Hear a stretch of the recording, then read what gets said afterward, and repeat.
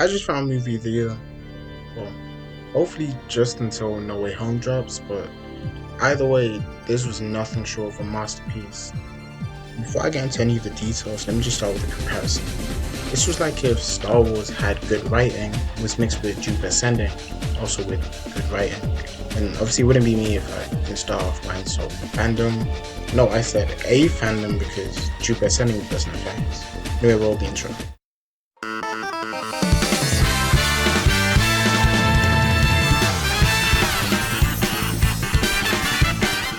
First off, I should probably address the elephant in the room. I've been on for a minute. And it's not like I've been any lazier than usual. In fact, I had a whole script for a Marvel What If video done. Recorded the audio, got halfway through editing it, just realized I hear that the audio came out, and honestly, I just wasn't entertaining enough, so I scrapped it. But don't get it twisted though, that was funny as hell, and some of the shows were home runs, no Barry Bonds, and pioneer references aside, okay, yeah, I'll probably just piss off some baseball fans with that line, but to be honest, I'd rather watch a live bath than sit through a baseball game, so who cares? Best decision I've ever made is probably not watching a single trailer or video essay on this. The reason that narrowly beats out my choice to stop wearing jean shorts is because I've since heard that those trailers would have painted a misrepresentation of the film in my mind. And since watching it, I've actually gone back to see those trailers and just, what the hell? Like, what's with all this action and war? Like, where's the politics and dreams and constant crying from Paul's mother? Like, that's the real shit we came for. Obviously, there was a substantial amount of action and explosions, but it's clear that isn't what sells the story, is the world building. But not only the universe that the original author and the director created, but also in the way the civilization and religions are portrayed. By the way, am I the only one who didn't know they already adapted it back in 1984? This was just a good year for science fiction. Anyway, most of the damn near 3 hour runtime takes place on a planet called Arrakis. It's known for its incredibly harsh climate, the existence of a giant worm that's actually referenced in another critically acclaimed science fiction. Ouch. But what raises it to being arguably the most important planet in the universe is a dusk known simply spice, which is native to Arrakis. It has a few uses, most notably its iris dye, psychedelic drugs, and the catalyst for intergalactic travel. One of those is definitely more important than the rest. The main character is basically Shinji Ikari, grew up with a decent father and some actual exercise. I actually really liked him. Even when he used his goofy dragon shells, I felt it for real. And I'm not gonna lie, Timothy Chalamet, he sold the hell out of it. Without him, it would not have hit that hard. And I've never seen him in anything else, but you know what? I like him now for sure. Never mind, just trying not to piss paint Willy Wonka, to hell with him. His dad was a real nigga, like, someone had to say it. Honestly, I thought he'd be a dickhead going into it, but from the very start, he was supportive of Paul. And even when Paul said the Dune Space Prince equivalent of, oh, I don't want to be a doctor like you, Dad, I want to make Let's Play videos on YouTube.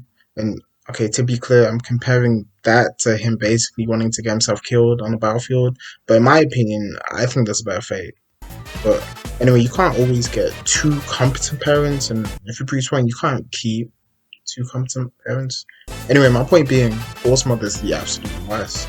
Like, she spends the whole movie crying and making weird faces and just generally being a creepy cultist, and at some point she even gets like the head of her cult to mentally abuse her son.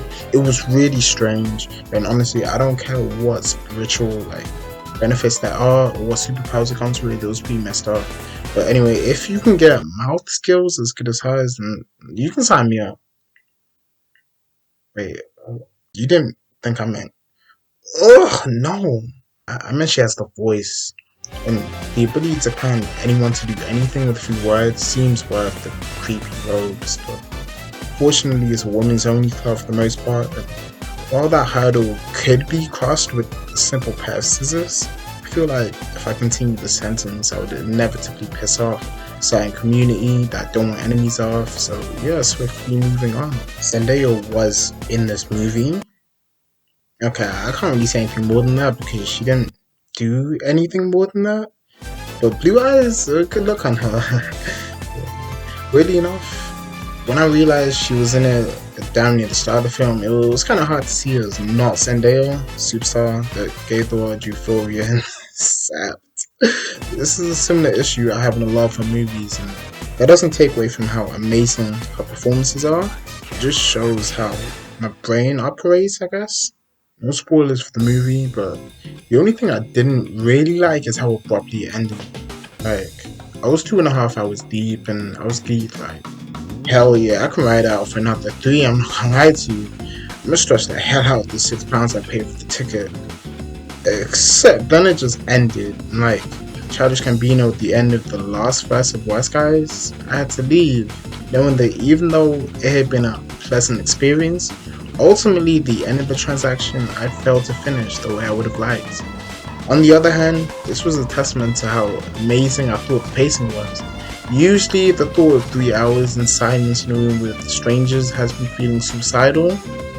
Still beats the club though.